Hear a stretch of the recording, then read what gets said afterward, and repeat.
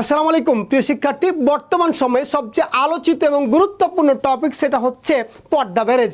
আগামী 2033 সাল পর্যন্ত প্রত্যেকটি চাকরি পরীক্ষা এবং বিশ্ববিদ্যালয় ভর্তি পরীক্ষায় এখান থেকে 1 মার্ক কমন ইনশাআল্লাহ পাবেন। আর এরকম নিয়মিত গুরুত্বপূর্ণ টপিক্সের ক্লাসগুলো পাওয়ার জন্য অবশ্যই আমাদের এই ভিডিওটা প্রথমে একটা রিয়াক্ট দিবেন এবং আপনার টাইমলাইনে শেয়ার দিবেন, কারণ আমরা নিয়মিত এত ভিডিও দিব যে আপনি ভিড়ের মাঝে আপনার গুরুত্বপূর্ণ টপিকসগুলো খুঁজে পাবেন না। আর আপনার টাইমলাইনে শেয়ার দেওয়া থাকলে পরীক্ষার পূর্বে আপনি আপনার গুরুত্বপূর্ণ বিষয়গুলো দেখতে পারেন এবং সর্বোচ্চ প্রশ্ন কমন পাবেন। তাহলে আমরা চলে যাই আমাদের যে গুরুত্বপূর্ণ আজকের ক্লাস, সেটা হচ্ছে পদ্মা ব্যারেজ। এবং পদ্মা ব্যারেজ থেকে একটা প্রশ্ন আপনার আসবেই। তাহলে কি আছে এই পদ্মা ব্যারেজের গুরুত্বপূর্ণ বিষয়গুলো আমরা একটু আমাদের ক্লাসে দেখে নিই। প্রথমে বলতেছি আমরা এই বাংলাদেশের বর্তমান সরকারের সবচেয়ে বড় প্রকল্পের নাম হচ্ছে পদ্মা ব্যারেজ। যদি প্রশ্ন করা হয় বর্তমান সরকারের প্রথম বড় প্রকল্পের নাম কি, বলছি আমরা পদ্মা ব্যারেজ। কি নাম বললাম আমরা? পদ্মা ব্যারেজ।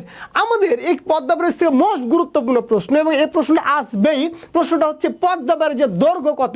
দৈর্ঘ্য কত বলছি? দৈর্ঘ্য হচ্ছে আমরা বলছি 2.1 কিলোমিটার। এটা আপনারা মোস্ট স্টার করে রাখেন, এই প্রশ্নটা আসবেই। তারপর আমাদের মাই ডিয়ার স্টুডেন্ট, আমাদের মাথায় রাখতে এই প্রকল্পটার সময়সীমা কত?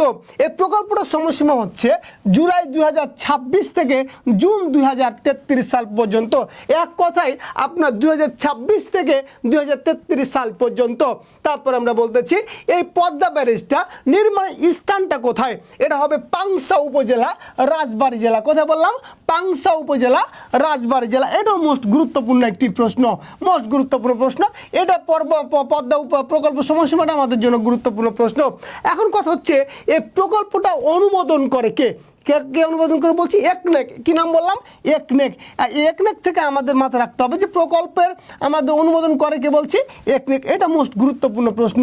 আর একনেকের প্রধান হচ্ছে প্রধানমন্ত্রী, আর এর বিকল্প চেয়ারম্যান হচ্ছে অর্থ ও পরিকল্পনা মন্ত্রী। তারপরে বলছি একনেক চূড়ান্ত অনুমোদন দিয়েছে 13 মে 2026 সালে। তাহলে যদি প্রশ্ন করা হয় পদ্মা ব্যারেজের চূড়ান্ত অনুমোদন পাওয়া গেছে কত সালে, কত তারিখে? 13 মে 2026 সালে। কত সালে, কত তারিখ বললাম? 13 মে 2026 সালে।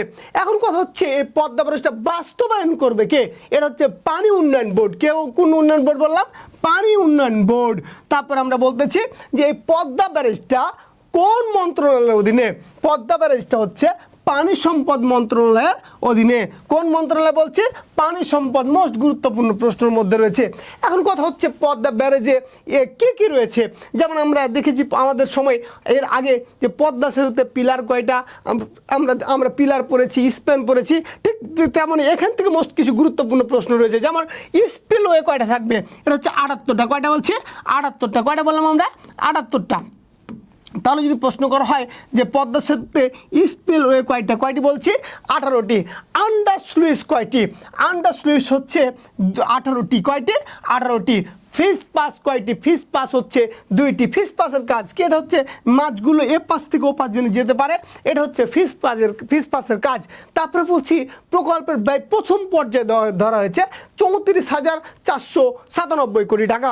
তারপর আমরা বলতেছি প্রকল্পের মোট ব্যয় হবে প্রায় 50,000, আমরা বলছি কত? 433 কোটি টাকা। 433 কোটি 64 লক্ষ টাকা। তারপরে বলছি এইখানে আমরা এই পদ্মা ব্যারেজে কি সুবিধা পাবো, আমরা কি সুবিধা ভোগ করব, সেটা হচ্ছে আমরা বলছি পুনরুজ্জীবিত হবে হিসন, মাথাভাঙ্গা, গড়াই, মধুমতি, চান্দনা, বার্সিয়া, বরাল ও ইছামতি, এই নদীগুলো কি হবে? পুনরুজ্জীবিত হবে। আমরা বলতেছি এখান থেকে 28.8 লক্ষ হেক্টর জমিতে সেচ সুবিধা পাবো আমরা। কত বলছি? 28.8 লক্ষ হেক্টর জমিতে। তারপরে বলছি দক্ষিণাঞ্চলের নদীতে লবণাক্ত রোধ হবে। তারপরে বলছি 24টি জেলার পানি সংকট নিরসন হবে। আমরা বলছি 290 কোটি ঘনমিটার পানি সংরক্ষণ করা যাবে, যাতে আমরা শুষ্ক মৌসুমে আমাদের যে এক কথা জমিগুলো রয়েছে সেই জমিগুলোতে আমরা কি করতে পারবো? পানি দিয়ে চাষাবাদ করতে পারবো। তারপরে বলছি এখানে জিডিপি প্রবৃদ্ধি পাবে কত? জিডিপি প্রবৃদ্ধি পাবে 0.45%। এবং আমরা বলছি বছরে 8,000 কোটি টাকা আয় হবে। কত? 8,000 কোটি টাকা আয় হবে। তারপরে বলছি এখান থেকে জলবিদ্যুৎ কেন্দ্র, আমরা বলছি জলবিদ্যুৎ আমরা উৎপাদন করবো। আমরা জানি বাংলাদেশের একমাত্র জলবিদ্যুৎ কেন্দ্র সেটা হচ্ছে কাপ্তাই জলবিদ্যুৎ কেন্দ্র, যেটি 1961 সালে স্থাপিত হয়েছে। এটা কর্ণফুলী নদীর তীরে অবস্থিত।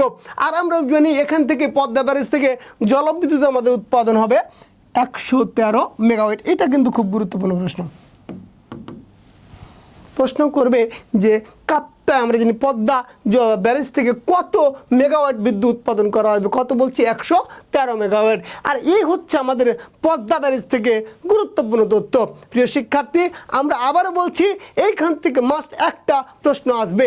আপনাদের যদি ক্লাসটি ভালো লেগে থাকে অবশ্যই আপনাদের টাইমলাইনে শেয়ার করবেন। সবাই ভালো থাকবেন, সুস্থ থাকবেন। ইনশাআল্লাহ পরবর্তী ক্লাসে দেখা হবে। আসসালামু আলাইকুম।